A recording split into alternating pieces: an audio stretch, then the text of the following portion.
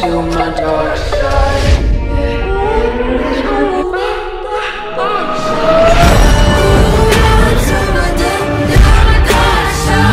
আমি যদি ভালো হয়ে যাই, মানে স্বাভাবিক হওয়ার চেষ্টা করি, তুমি আমাকে ভালোবাসবে?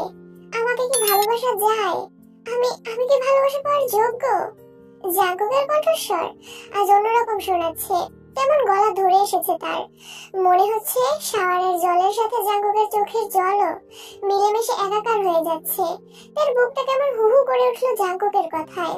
লোকটা ভালোবাসার কাঙাল, মায়া হলো তার।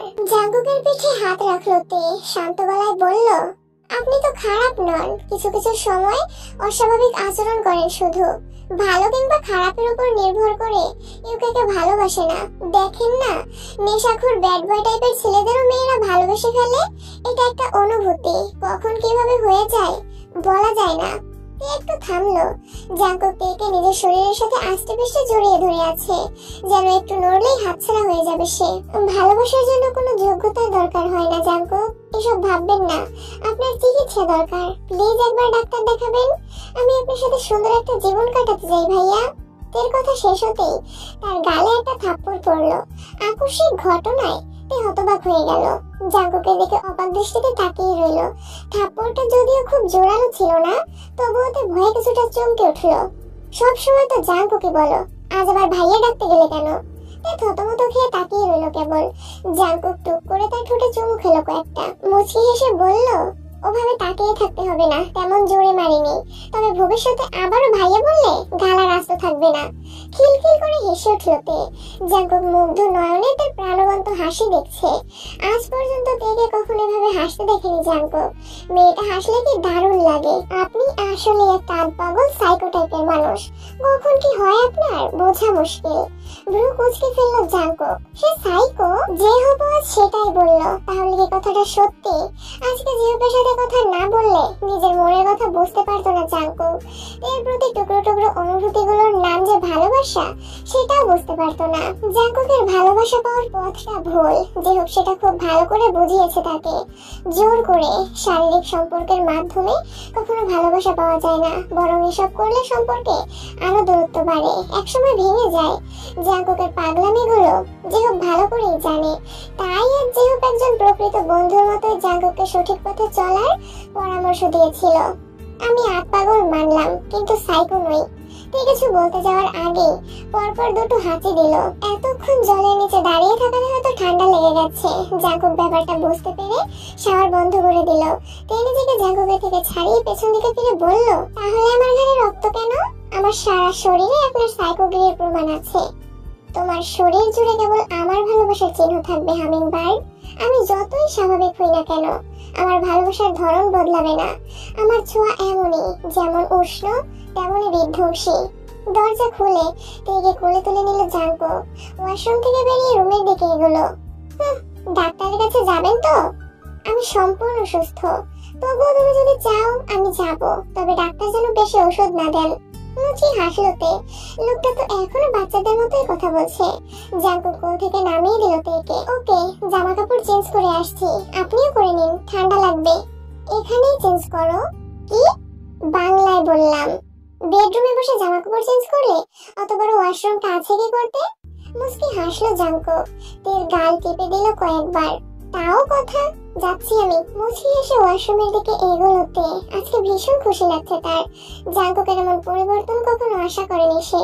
সবকিছু যেন জাদুর মতো লাগছে। তবে আজকে সুগা ভাই রুমে এসে ভালোই করেছে। মনে মনে সুগাকে ধন্যবাদ দিল তে। কি ব্যাপার ভাবি, ভাই তো খেতে এলো না? রাতের খাবার খাচ্ছে সকলে। ঘড়িতে সময় রাত 10:30। জিমি নায়ের দিকে তাকিয়ে ফুঁসছে কেবল। আজকে নিশ্চিত ভাবির সাথে খারাপ আচরণ করেছে জাঙ্কুক ভাইয়া, আর সবকিছুর জন্য আয়োডাইনই দায়ী। মনে মনে এরকম আরো অনেক কথাই ভাবছে জিমিন। নতুন বিয়ে হয়েছে ওদের, নিজেদের সময় মতো খেয়ে নিবে সুগা, তুইও বিয়েটা করে নে এবার। লিসা খাতুন বললেন। আয়ো মুচকি মুচকি হাসছে। কিছুক্ষণ আগে মায়ের কাছে গিয়ে সবটা খুলে বলেছে সে, সেজন্য মা মেয়ে দুজন বেশ খুশি। মায়ের কথায় চুপ করে গেল সুগা, আর চোখে কেবল জিমিনের দিকে তাকালো একবার। কার বিয়ে নিয়ে কথা হচ্ছে, সুগার না নাকি?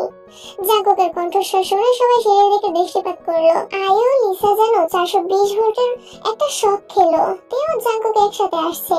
দুজনকে দেখেই বোঝা যাচ্ছে সদ্য গোসল সেরে এসেছে। তের চুল এখনো ভেজা। রাগে শরীর হিড়হিড় করে উঠলো আয়ুর। আরে মায়ের কথা বাদ দাও, বিয়ের শাদী আরো পরে করবো ভাইয়া, আগে বিজনেসটা বুঝি, একটা অবস্থান তৈরি করি তারপর। তেকে হাসি খুশি দেখে জিমিন স্বস্তি নিঃশ্বাস ফেললো। জাঙ্কুক ওদের বসার জন্য চেয়ার টেনে দিল সে। দুজনে পাশাপাশি বসলো। জিমিন খাবার সাজিয়ে দিচ্ছে। গুড, এটাই ভালো হবে।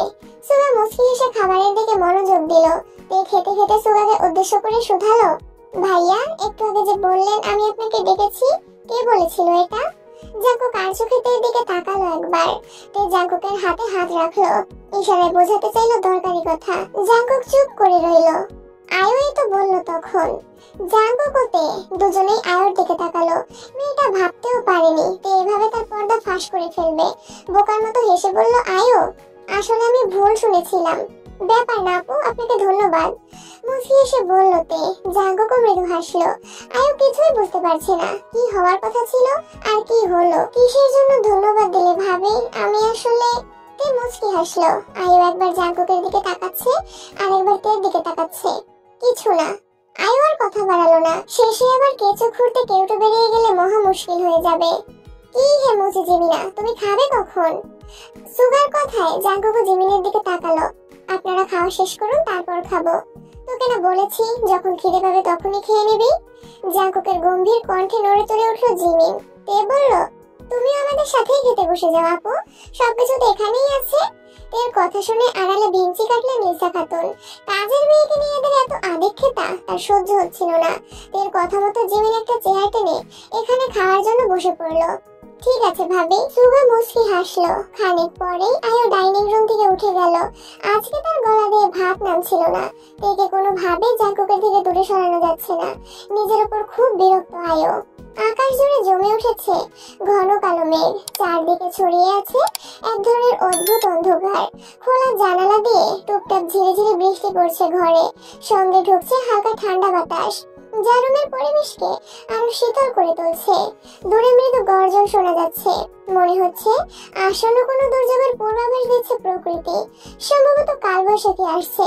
আবহাওয়া অফিস থেকে নাকি এমন সতর্কবার্তা দেওয়া হয়েছে। এই বিছানা গুজগাছ করছিল। জাঙ্কুক চাচির সাথে কথা বলতে বাইরে গেছে, তবে কি বিষয় নিয়ে কথা হচ্ছে সেটাতে জানে না। বিছানার চাদরটা সুন্দর করে ঠিকঠাক করে তে জানালাগুলোর দিকে এগিয়ে গেল। হালকা বাতাসে পর্দা তোলার শব্দ হচ্ছিল। সে একে একে সব জানালা আটকে দিল, যেন ঠান্ডা বাতাস আর বৃষ্টির ছাট ঘরে ঢুকতে না পারে। ঠিক তখনই রুমে ঢুকলো জাঙ্কুক। তার মুখে এক অদ্ভুত আকর্ষণ। আজকের ওয়েদারটা কেমন বলো তো হামিংবার্ড? কেন, আপনি কি দেখতে পাচ্ছেন না বৃষ্টি হচ্ছে? জাঙ্কুক রুমের দরজা বন্ধ করে ধীরে ধীরে বিছানার দিকে এগিয়ে এলো। এই বিছানার অন্য পাশে দাঁড়িয়েছিল, চোখে মুখে একরকম দ্বিধা। হঠাৎ করে জাঙ্কুক তার হাত ধরে একটা হ্যাচকা টানে তাকে বিছানায় ফেলে দিল। তে হতভম্ব হয়ে তাকিয়ে রইল তার দিকে। তুমি কি দেখতে পাচ্ছ না তোমার বর তোমাকে কাছে পাওয়ার জন্য উতলা হয়ে আছে? চুপ করে রইল তে। জাঙ্কুক এগিয়ে এসে আলতো করে তার কপালে একটি চুমু আঁকলো। আবেশে চোখ বন্ধ করে ফেলল তে। তার নিঃশ্বাস যেন একটু ভারী হয়ে উঠলো। বুকের ভেতর কেমন অস্থির ঢেউ খেলে গেল। তের এমন নরম প্রতিক্রিয়ায় জাঙ্কুক মৃদু হেসে উঠলো। সেই হাসিতে ছিল একরাশ ভালোবাসা, ছিল একরকম মুগ্ধতা। নীরব সম্মতির ইঙ্গিত পেয়ে সে আরো উষ্ণতা ছড়িয়ে দিল তার শরীর জুড়ে। আবেশে চোখ বন্ধ রেখেই তে বিছানার চাদর শক্ত করে খামচে ধরলো। জাঙ্কুকের উষ্ণ ঠোঁটের ছোঁয়ায় তের সমস্ত মুখমণ্ডল যেন অদ্ভুত এক আবেশে আচ্ছন্ন হয়ে আছে। আপনি কি করছেন? জাঙ্কুক আলতো করে তার ঠোঁটের উপর আঙুল চেপে ধরলো। নরম স্পর্শে তার সমস্ত শরীর শিউরে উঠলো। জাঙ্কুক ফিসফিস করে বলল, তুমি জানো হামিংবার্ড আমি কি করছি? অনুভব করো, বাধা দিও না। আমি নিজেকে নিয়ন্ত্রণ করতে পারছি না। জাঙ্কুকের গলা প্রচন্ড কোমল, কিন্তু তার ভেতরে একটা অদম্য আকাঙ্ক্ষা দপদপ করছে। সে ফিসফিস করে আরো এগিয়ে বলল, feel me, don't stop me, I can not control myself anymore. চোখ বুঝে অনুভব করলো তার বুকের ভেতর তীব্র ধুকপুকানি, আর চারপাশে নিস্তব্ধ ঘরের মধ্যে দুজনের নিঃশ্বাসের ছন্দ একসাথে মিশে যাচ্ছে। ঘন ঘন নিঃশ্বাস ফেলছে। জাঙ্কুকের বলা কথাগুলো তার মাথায় ঘুরপাক খাচ্ছে আর তার গাল দুটো লজ্জায় লাল হয়ে উঠেছে। জাঙ্কুক ধীরে ধীরে তাকে গভীরভাবে আলিঙ্গন করতে শুরু করলো। প্রথমে কপাল, তারপরে গাল, ঠোঁট, সব জায়গায় একের পর এক ঠোঁটের উষ্ণ স্পর্শ ছড়িয়ে যাচ্ছে। তার স্পর্শের তীব্রতা বৃদ্ধি পাচ্ছে। জাঙ্কুকের স্পর্শে বুকের ভেতরে এক অদ্ভুত ভালো লাগা তৈরি হতে লাগলো তের। তবে প্রথম দিকে তার ভালো লাগলেও সময়ের সাথে সাথে তার মনোভাব বদলাতে শুরু করেছে। জাঙ্কুকের স্পর্শে কিছুটা অস্বস্তি অনুভব করেছে সে। জাঙ্কুকের সেই চিরচেনা তীক্ষ্ণ স্পর্শে তের আগের কিছু মুহূর্ত মনে পড়ে যাচ্ছে। Please stop, I can't hummingbird. Jungkook তের বারণ শুনল না। ধীরে ধীরে গলা থেকে ঠোঁটের ছোঁয়া নিয়ে আরো গভীরে যেতে লাগলো। তা ছটফট করতে লাগলো। মাঝে মাঝে ব্যথায় চোখ বন্ধ করে ফেলছে। তার শরীর এক অদ্ভুত অবস্থায় ছিল। একদিকে ব্যথা, অন্যদিকে জাঙ্কুকের স্পর্শে এক ধরনের অস্বস্তি। হঠাৎ জাঙ্কুক তেকে শক্তভাবে উল্টো দিকে ফিরিয়ে শুইয়ে দিল। ঘাড়ের উপর থেকে তার চোরগুলো সরিয়ে ঠোঁট দিয়ে অগ্রাসীভাবে থাবা বসালো। তে জাঙ্কুকের এই আচরণে বিস্মিত হয়ে গেল। তার কোমল হাতগুলো জাঙ্কুকের শক্ত রুক্ষ হাতের নিচে চাপা পড়ে গেছে, যেন সে পুরোপুরি নিয়ন্ত্রণ হারিয়ে ফেলেছে। জাঙ্কুক, আমার লাগছে পিঠে। সরি পাখি, একটু সহ্য করো। এর থেকে আস্তে আদর করা আমার পক্ষে সম্ভব না। দীর্ঘ নিঃশ্বাস ফেলতে, এই যদি হয় স্বাভাবিক আদর, তবে জোর করবেন? জাঙ্কুকের কথাই খেয়াল করলো না। কোলে তুলে দুপাশে পা ছড়িয়ে বসালো তাকে। আবারও জিজ্ঞেস করলো, জাঙ্কুক লিসেন টু মি, আজও জোর করবেন? ভালোবাসার সেই মুহূর্তে বারবার কথা বললে জাঙ্কুকের মেজাজ বিগড়ে গেল। কোনো কথা না বলে এক প্রকার অহিংস হয়ে তাকে ধাক্কা দিয়ে দূরে সরিয়ে দিল। হঠাৎ অবাক হয়ে চমকে উঠল। তার চোখে ভয় আর বিস্ময় একসাথে। জাঙ্কুকের চোখে কিছুটা বিরক্তি, কিছুটা কষ্ট। সে কোনো মন্তব্য না করে এক নিঃশ্বাসে বিছানা থেকে উঠে দাঁড়ালো। তারপর তীব্র পদক্ষেপে রুম থেকে বেরিয়ে গেল, যেন সে আর তার মধ্যে কিছুই নেই। তে বাকরুদ্ধ হয়ে আচমকা জাঙ্কুকের এমন আচরণে একদম বোকার মতো তাকিয়ে রইল। তার মনে হাজারটা প্রশ্ন, কিন্তু কোনো উত্তর নেই। ঘন্টাখানেক পর জাঙ্কুক রুমে ফিরে এলো। তে এখনো বসে আছে, যেন সে নিজের ভেতর এক অদৃশ্য যুদ্ধ লড়ছে। তার চোখে কিছুটা হতাশা, কিছুটা বিভ্রান্তি। সে জাঙ্কুকের ভাবমূর্তি বোঝার চেষ্টা করছে, কিন্তু জাঙ্কুকের প্রতিটি মুহূর্তের পরিবর্তন যেন তাকে আরো বিভ্রান্ত করে তুলছিল। ইচ্ছে না থাকলে আগেই বলে দিতে পাখি, মাঝপথে গিয়ে বলে তো মেজাজ বিগড়ে যাবে। তে মুস্কি হাসলো। জাঙ্কুকের হাসি দেখে ভ্রুচিয়ে প্রশ্ন করলো, কি? কিছু না। না বলো। আপনি খুব কন্ট্রোললেস হয়ে যাচ্ছেন।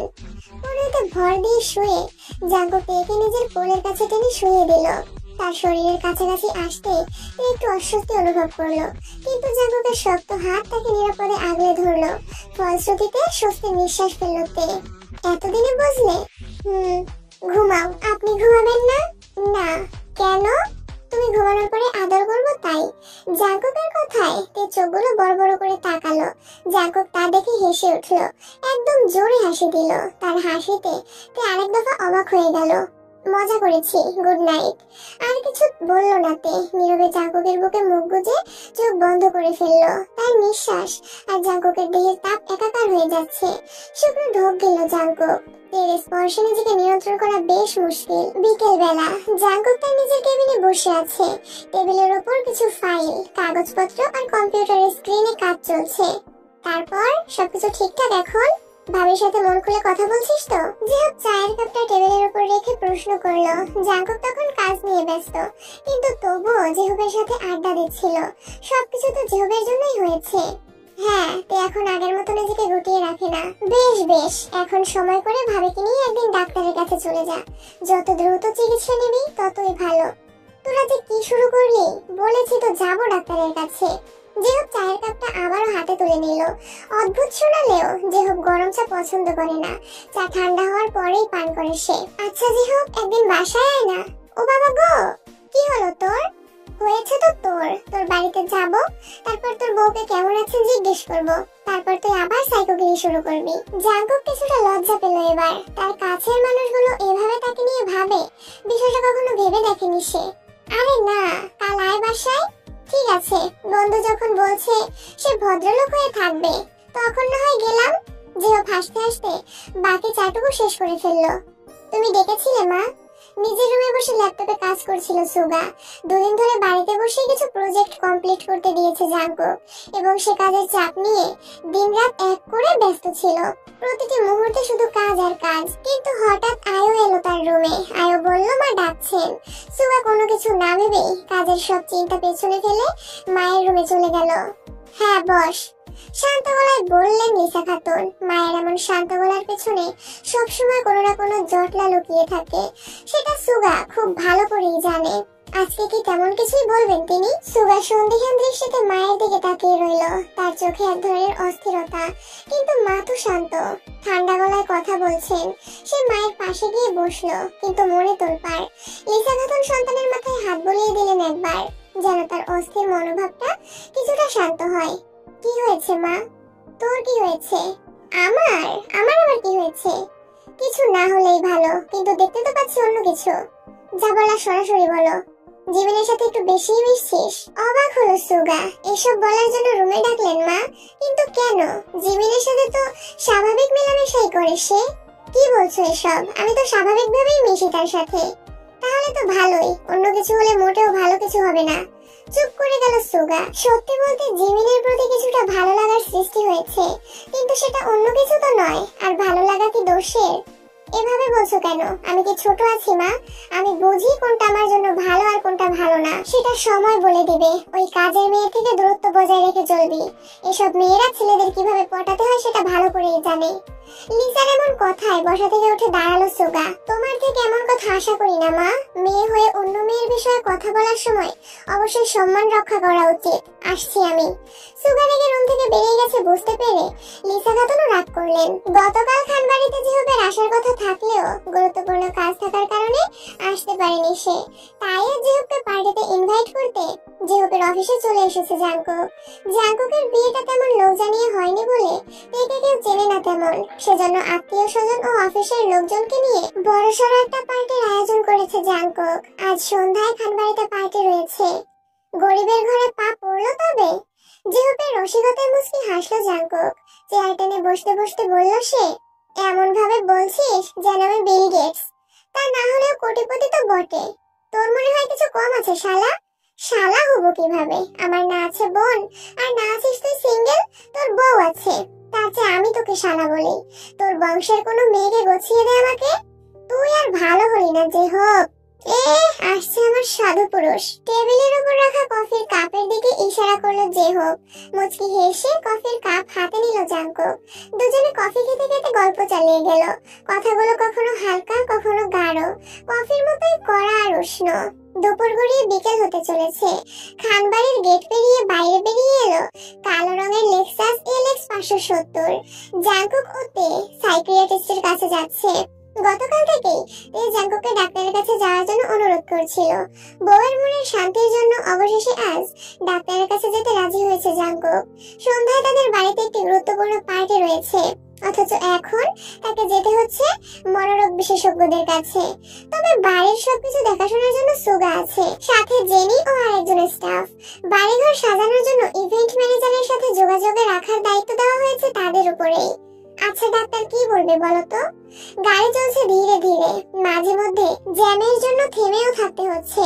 জাঙ্কুক কেমন এক প্রশ্ন করলো যা শুনে তে নিজেকে আর আটকে রাখতে পারলো না। না হেসে পারলো না সে। কি হলো, হাসছো কেন হামিংবার্ড? অধৈর্য হয়ে আবারও জিজ্ঞেস করলো জাঙ্কুক। তে বলল, ডাক্তার কি বলবে সেটা যদি আমি আগে থেকেই জানতাম তবে কি আপনাকে ডাক্তারের কাছে নিয়ে যেতাম। কিছুক্ষণ চুপ করে রইল ভদ্রলোক, তারপর বলল, আজকাল কি সব বলছি নিজেও জানি না। জাঙ্কুকের এমন বোকা বোকা কাজকর্ম তেকে ভীষণ আনন্দ দিচ্ছে। এই শান্ত মানুষটাকেই ভালো লাগে তের। জাঙ্কুক এক হাত দিয়ে গাড়ি চালাচ্ছে, অন্য হাত তের হাতের উপর রেখেছে। ভয়ে গলা শুকিয়ে আসছে মেয়েটার। কি করছেন? যদি অ্যাক্সিডেন্ট হয়ে যায়? কিচ্ছু হবে না পাখি। জাঙ্কুক টপ করে তের ঠোঁটে কিস করলো একটা। তে লজ্জায় অন্যদিকে ফিরে তাকালো। জানালা দিয়ে ব্যস্ত শহর দেখতে লাগলো সে। ঘরটা শান্ত, জানালার ফাঁক গলে নরম রোদের রেখা পড়েছে জাঙ্কুকের চোখে মুখে। তে পাশে বসে আছে, হাত দুটো আটসাট করে ধরে রেখেছে নিজের কোলে। ডাক্তার পার্ক জেসান টেবিলের উপরে বসে থাকা সত্ত্বেও যেন জাঙ্কুককে ভেতর থেকে দেখতে পাচ্ছেন। চশমার পেছন থেকে তার চোখ দুটো স্থির, পর্যবেক্ষণশীল। আপনার নাম জাংকুক তাই তো? ডাক্তার জিজ্ঞেস করলেন, স্বরটা কোমল কিন্তু দৃঢ়। জাংকুক কেবল মাথা ঝাঁকালো। গলার কাছে একটা অদৃশ্য গিঁট বেঁধেছিল হয়তো, কথা বেরোলো না। বাবা হারানোর পর কখনো জাংকুকের মনে কিছু হারানোর ভয় ছিল না, কিন্তু আজ তার অবচেতন মন ভীষণ ভয় পাচ্ছে। তেকে হারানোর ভয়। ডাক্তার কি বলবে, সেসব শুনে তে কিরকম প্রতিক্রিয়া দেখাবে সেই ভেবে চুপচাপ হয়ে গেছে জাংকুক। তে মাঝে মধ্যে আর চোখে জাংকুককে দেখছে। মানুষটাকে কখনো এমন ভাবে চুপ করে বসে থাকতে দেখেনি সে। তে হালকা শ্বাস ফেললো, তারপর নিজেই শুরু করলো। সবকিছু খুলে বলেছি ডাক্তার, এখন আপনি বলুন। আমার এতটুকুই বলার ছিল। ডাক্তার চুপ করে শুনছিলেন, মাঝে মাঝে খাতায় কিছু টুকে নিচ্ছিলেন। জাংকুক, ডাক্তার পার্ক জেসন এবার সরাসরি তার চোখে চোখ রাখলেন। তোমার মনের ভেতরটা যদি একটা ঘর হতো, এখন সেটা কেমন দেখাচ্ছে? জাংকুক অনেকক্ষণ চোখ থেকে বলল, অন্ধকার, জানালা নেই, দরজা বন্ধ, বাইরে কেউ দাঁড়িয়ে আছে আমি জানি, কিন্তু আমি খুলে দিতে পারছি না। ডাক্তারের ঠোঁটের কোণে হালকা নরম হাসি খেললো। বেশ, তাহলে আমরা সেই দরজাটার দিকে একটু এগিয়ে যাই। বসা থেকে উঠে দাঁড়িয়ে আবার বলতে লাগলেন তিনি, মিস্টার জাংকুক, আপনার ভিতরে অনেক রাগ, কিন্তু এই রাগটা হঠাৎ করে আসেনি। এটা অনেক পুরনো। ছোটবেলায় ভাঙা স্মৃতি, অবহেলা, ভয় আর ভালোবাসা না পাওয়ার ব্যথা সব মিলে আপনার ভিতরে একটা অদৃশ্য আগুন জ্বলছে, যেটা আপনি কন্ট্রোল করতে পারেন না। পার্ক জেসন জাংকুকের দিকে তাকিয়ে আছেন, চোখে গভীর দৃষ্টি। আপনি হয়তো কখনো ভালোবাসা দেখেননি, কেমন হয় আদর তা শিখতে পারেননি। আপনার মা আপনাকে মেরেছেন আর বাবাকে অপমান করতে দেখেছেন, তাই আজ আপনি ভেবেছেন সত্য না হলে ভালোবাসা চলে যাবে। আপনি নিজের স্ত্রীকে ধরে রাখতে চাচ্ছেন, কিন্তু আপনি তাকে দমন করছেন। এটাকে ভালোবাসা বলে না মিস্টার জাংকুক, এটা হলো ট্রমা রেসপন্স। ডাক্তার ধীরে ধীরে বলতে থাকলেন, আপনার মধ্যে কমপ্লেক্স পিটিএসডি আর অ্যাটাচমেন্ট ডিসঅর্ডারের লক্ষণ রয়েছে। আপনি ভয় পান হারিয়ে যাওয়ার, দুর্বল হয়ে পড়ার, আর সেই ভয় আপনাকে টক্সিক কন্ট্রোলে ঠেলে দিচ্ছে। আপনি পজিটিভ, কারণ আপনার ভেতরের শিশুটা এখনো ভয় পায়। ডাক্তার জেসন একটু থামলেন। জাংকুকতে দুজনেই ওনার দিকে তাকিয়ে আছেন। উনি আবারও বলতে লাগলেন, আপনি সুস্থ নন জাংকুক, আপনি আহত, কিন্তু সেই আঘাত না সারালে আপনি আরো অনেককে আঘাত করবেন। আপনি কি চাইবেন আপনার সন্তান একদিন আপনার মতো হয়ে উঠুক? ঘরটা হঠাৎ নিঃশব্দ হয়ে গেল। জাংকুক নড়ল না, কিন্তু ওর চোখের কোণে চিকচিক করে উঠল জল। ও তা লুকাতে চাইল না। অনেকদিন পর হয়তো নিজের লুকানোর প্রয়োজন বোধ করলো না। ওর শক্ত হয়ে থাকা চোয়াল আস্তে আস্তে ঢিলে হয়ে এলো, ঠোঁট কাঁপতে শুরু করলো। তে চুপ করে তাকিয়েছিল। কখন যেন ওর হাতটা জাংকুকের হাতের উপর রাখলো। জাংকুক তার দিকে তাকালো একবার। তে চোখের পলক ফেলে ভরসা দেওয়ার চেষ্টা করলো। দীর্ঘ নিঃশ্বাস ফেলে বলল, জাংকুক, আমি এরকম হতে চাইনি। আমি আসলে জানিই না কিভাবে এমন হলাম। ডাক্তার জেসন একটু এগিয়ে এলেন, কণ্ঠটা নরম। আপনি জানতেন না ঠিক, কিন্তু এখন জানছেন। এটা শুরু নিজেকে চেনার, ভাঙাগুলো জোড়া লাগানোর শুরু। আপনি প্রস্তুত থাকলে আমরা একসাথে সেটা করতে পারি। জাংকুক এবার একবার চোখ মুছলো, তারপর মাথা নিচু করে ফিসফিস করলো, আমাকে বদলাতে হবে, এর জন্য, আমার ভবিষ্যৎ প্রজন্মের জন্য। ডাক্তার হালকা হাসলেন। তবেই আমরা সত্যিকার চিকিৎসা শুরু করলাম। উনি ঠিক হয়ে যাবেন তো? এর কণ্ঠে সংশয়। ডাক্তার জেসন মুস্কি হাসলেন। যতটুকু সমস্যা আছে সেটা চলে যাবে, ঠিকমতো কাউন্সিলিং দরকার শুধু। কিন্তু কি ডাক্তার? আপনার হাজবেন্ড এমনিতেই ওভার পজিটিভ, রাগী, এবং সে সাথে আপনাকে ভীষণ ভালোবাসেন। ডাক্তারের মুখে এমন কথা শুনে লজ্জা পেল তে। জাংকুকের ঠোঁটের কোণে হাসির রেখা ফুটে উঠেছে। আজ তাহলে আসছি স্যার, বাড়িতে অনুষ্ঠান আছে, ফোনে যোগাযোগ করে কাউন্সিলিং এর জন্য আসবো পরে। Okay mister Jungkook, thank you, welcome dear. তেকে নিয়ে ডাক্তারের চেম্বার থেকে বেরোলো জাংকুক। সন্ধ্যার নরম আলোয় খানবাড়ি যেন আলোয় স্নান করছে। গেট থেকে শুরু হয় চোখ ধাঁধানোর রাজকীয়তা। ব্ল্যাক এন্ড গোল্ড প্যালেটের ডিজাইন তৈরি, ইলেকট্রনিক গেটের দুপাশে লাগানো দামি আর্ট ইনস্টলেশন। পুরো গেট জুড়ে ফেরি লাইট ও স্লো মোশন এলইডি লাইটিং, যা এক বিশেষ থিম অনুযায়ী রং বদলাচ্ছে। বাড়ির মূল চত্বরে পা রাখতেই দুপাশে সারি সারি ছোট বাগান বেষ্টিত লাইট পিলার, যেগুলো স্বচ্ছ কাচের ভেতরে রাখা, আর তার মধ্যখানে জ্বলছে গন্ধযুক্ত সুগন্ধি মোমবাতি। বিশাল মার্বেলের চত্বর, মাঝখানে ওয়াটার কাউন্টেন থেকে উঠে আসছে পানির ফোয়ারা। রেডি হচ্ছে না কেন? জাঙ্কুক পোশাক পরতে পরতে জিজ্ঞেস করলো তেকে। বেচারি লজ্জায় অন্যদিকে তাকিয়ে আছে। কি আর করার, বর যদি এমন নির্লজ্জ হয় তখন বউয়ের অন্যদিকে তাকিয়ে থাকা ছাড়া উপায় থাকে না। আপনি যান, তারপর আমি রেডি হয়ে আসছি। Good girl. সাজগোজের জন্য পার্লার থেকে লোকজন আনতে চাইলাম, না করলে এখন একা একা সামলাতে পারবে? জিমিন আপু আছে তো। জিমিনের দরকার নেই, তুমি চেঞ্জ করো, আমি সাজিয়ে দেবো। তে হকচকে গেল, হুট করে জাঙ্কুকের দিকে তাকালো, আর তাতেই দৃষ্টি আটকে গেল তার। জাঙ্কুকের উন্মুক্ত বুকের দিকে তাকিয়ে গলা শুকিয়ে আসছে তের। জাঙ্কুক তার দৃষ্টি পর্যবেক্ষণ করছে। কেমন লাগছে? নিশ্চয়ই হট। জাঙ্কুকের কথায় বিষম খেলো তে। এই কি হলো তোমার? দাঁড়াও, পানি দিচ্ছি। জাঙ্কুক টি টেবিলের উপর থেকে পানির গ্লাস নিয়ে তের হাতে দিল। বেচারি কিছুক্ষণ পর শান্ত হলো। আপনি আসলে, বাহ, তুমি ড্যাব করে তাকাতে পারো, আর আমি বললেই দোষ। যত ঘোষ জাঙ্কুক ঘোষ। জাঙ্কুকের এমন বাচ্চামিতে তের খুব ভালো লাগছে। আপনি ঘোষ নন, খান। কথার কথা ছিল। জাঙ্কুক আচমকা তেকে নিজের সাথে জড়িয়ে ধরলো। মেয়েটা নিজেকে সামলাতে জাঙ্কুকের কাঁধে হাত রেখেছে। পুরুষ মানুষের এত সুন্দর হওয়া লাগবে কেন? দেখলেই হার্টবিট বাড়ার মতো সুন্দর না হলেও তো পারতো এই লোকটা। লম্বা নিঃশ্বাস ফেললো তে। আপনার দেরি হয়ে যাচ্ছে জাঙ্কুক, নিচে সবাই আপনার জন্য অপেক্ষা করছে। সেম টু ইউ হামিংবার্ড, আমি যাচ্ছি, তুমি দ্রুত চলে এসো। কথা শেষে জাঙ্কুককে ঠোঁটে মৃদু কামড় বসালো। কিছু বললো না তে। জাঙ্কুক মুচকি হেসে শার্ট পরতে লাগলো। তে জাঙ্কুককে রুমে রেখে ওয়াশরুমের দিকে এগোলো। পার্টিতে সবাই নিজেদের মতো কথাবার্তা বলছে। সুগা অফিসের লোকজনের সাথে হেসে হেসে কথা বলছে। পরনে তার নেভি ব্লু ট্রাউজার, আর তার সাথে টার্টলনেক ইনার ও উপরে হালকা ব্লেজার। আয়ু এক কোণায় নিজের মতো দাঁড়িয়ে আছে। পরনে তার একটা মেটালিক রঙের ফ্লোর লেন্থ গাউন, কানে স্মার্ট হুক কানের দুল, হাতে মিনিমাল জুয়েলারি, চুল হালকা কার্ল করে একপাশে টানা। এই শহরে তার পরিচিত কেউ নেই। লোকজনের যাওয়া আসা দেখা ছাড়া পার্টিতে কোনো কাজ নেই। হঠাৎ সিঁড়ির দিকে নজর পড়তে চমকালো আয়ু। সিঁড়ি বেয়ে ধীরে ধীরে নামছে জিয়ন জাঙ্কুক খান আরিশ। তার পরনে high end designer black suit, slim fitted, ভেতরেও ব্ল্যাক শার্ট, সাথে সেম কালারের টাই, হাতে রোলেক্স ঘড়ি, মুখ জুড়ে হালকা স্টাবল দাড়ি, চুল ব্ল্যাক সেট করা। আয়ু নিজে চোখ ফেরাতেই পারছে না, আনন্দে নাচছে তার মন। জাঙ্কুকের দিকে এগোতেই যাবে, এমন সময় জাঙ্কুকের পেছন থেকে তে বেরিয়ে এলো। তের পরনে মৌভ পিঙ্ক রঙের সফট গাউন, যার কাপড় এতটাই হালকা যে বাতাসে তার পাশ পুড়ে পাপড়ির মতো দুলে উঠছে। গাউনের বুকের অংশে সূক্ষ্ম লেস, আর হাতা ছিল ট্রান্সপারেন্ট ফুল স্লিভ, যার মাঝে মাঝে নরম মুক্তোর কাজ। কোমরটা একটু টাইট কাটে ফিট করা, নিচ থেকে ফ্লেয়ার্ড। চুল খোলা, কিন্তু পুরোটা নয়। সামনের দুটো লক একটুখানি ঘুরিয়ে তুলে পেছনে আটকানো, মাঝখানে ছোট্ট একটা পার্ল ক্লিপ, কানে ঝুলছে ছোট্ট হোয়াইট স্টোনের দোল, আর গলায় এক ফোঁটা ডায়মন্ডের পেন্ডেন্ট। জাঙ্কুকের হাত ধরে রাজকীয় ভঙ্গিতে নিচে নেমে আসছে। পার্টিতে এখন সবাই শুধু মিস্টার এন্ড মিসেস খানকে দেখতে ব্যস্ত। আয়ুর আগে ফুটছে। এই জমকালো আয়োজনের মধ্যমণি হিসেবে তেকে সহ্য করতে পারছে না সে। হাতে হাতে কাজ করে চলছে জিমিন। আজকে তাকেও বেশ দারুণ লাগছে। জাঙ্কুক জিমিনের জন্য নতুন পোশাক আনিয়েছে। তবে জিমিন বলে কয়ে সাদামাটা পোশাক আনিয়েছে। একটা সিম্পল কিন্তু smart kurti palazzo set, lavender কালারের।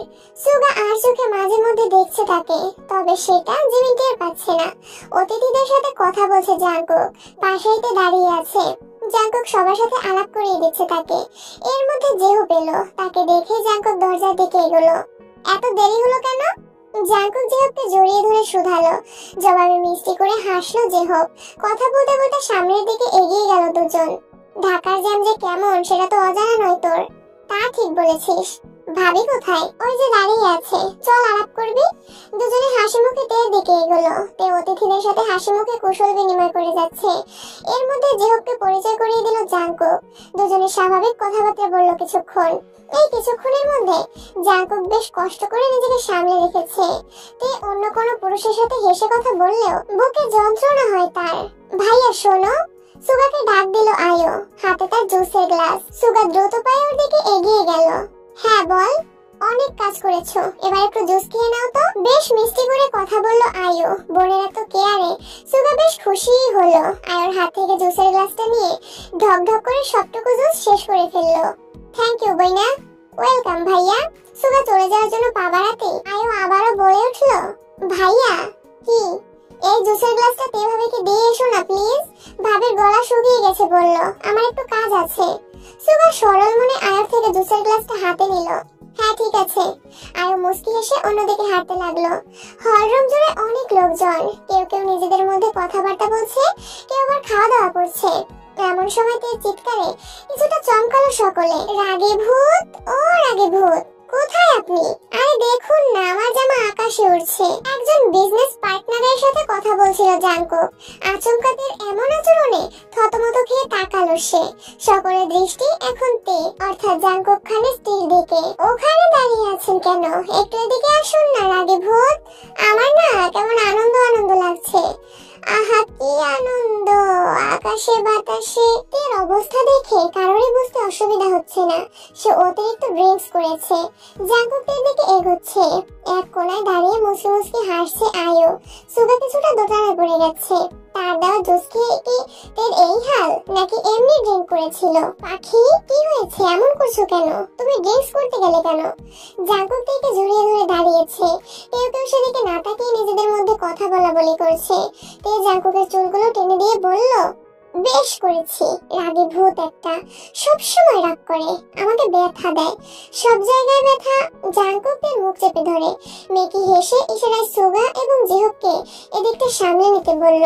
সুগা ও জিহুক ইশারায় সম্মতি দিল, ফলে জাঙ্কুক তেকে কোলে তুলে নিয়ে বেডরুমের দিকে যেতে লাগলো। এখনো নিজের মতো বকে যাচ্ছে। জাঙ্কুক দ্রুত ওকে নিয়ে বেডরুমে ঢুকেছে, বিছানায় শুয়ে দিল। তের কপালে, গালে, গলায় হাত দিয়ে চেক করলো শরীর ঠিক আছে কিনা। তারপর জাঙ্কুক দূরে সরতে গেলে তে তার হাত ধরে ফেললো। পিট পিট করে তাকিয়ে বলল, আমায় ছেড়ে যাবেন না, আমার সাথে থাকুন রাগী ভূত। জাঙ্কুক ফিক করে হেসে উঠলো। রাগী ভূত, কি অদ্ভুত একটা নাম। মনে মনে তাহলে এসব বলে ডাকে তে? জাঙ্কুক বেশ মজা পেল তাকে, কিন্তু কথা হলো এই হাই ডোজের অ্যালকোহল কেন পান করলো তে? থাকুন না, আমি আছি হামিংবার্ড, তোমার নেশা ছাড়ানোর ব্যবস্থা করতে হবে। 2 মিনিট শুয়ে থাকো, আমি নিচে সবার উদ্দেশ্যে কিছু বলে আসছি। 2 মিনিট কিন্তু? হ্যাঁ 2 মিনিট। পাক্কা? হ্যাঁ শিওর। যাই? যান। তের হাতে কিস করে রুম থেকে বেরিয়ে গেল জাঙ্কুক।